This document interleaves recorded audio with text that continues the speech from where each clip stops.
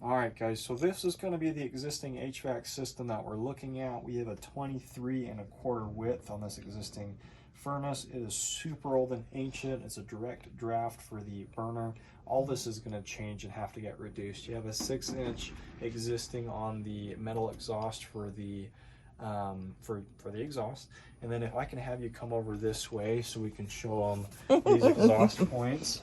So there's a couple issues right here, guys. You can see some spots that are not fully covered. This is from the water heater, and then you can actually see directly up in there. The camera may not show it clearly, but there's an obvious error where that can actually leak out and fill this room. So we want to seal and clean this all up so there's no issues with potential carbon monoxide or any exhaust fumes reaching in this area. That's the big section there.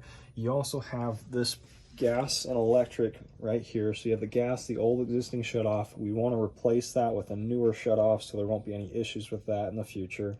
We also have the electrical right here.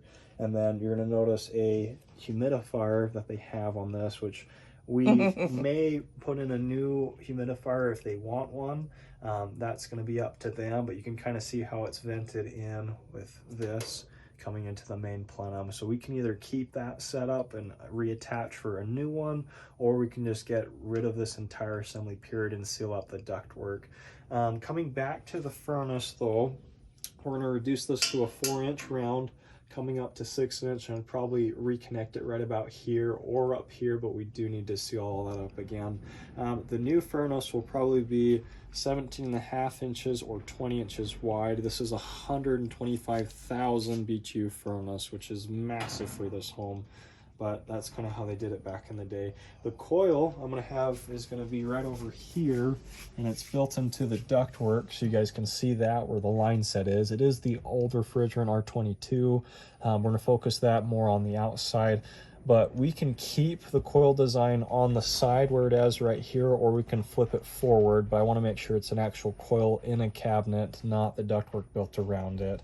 You have the existing 3/4 inch PVC drain running out from here, and then it connects into an additional pipe which runs all the way over to that floor drain. You can actually see both of them right there. So that's that. And then this, which I'm going to actually have you come all the way over here, Sherry, so you can kind of show them the filter a little bit, okay? I'm going to step back. Oh, that one?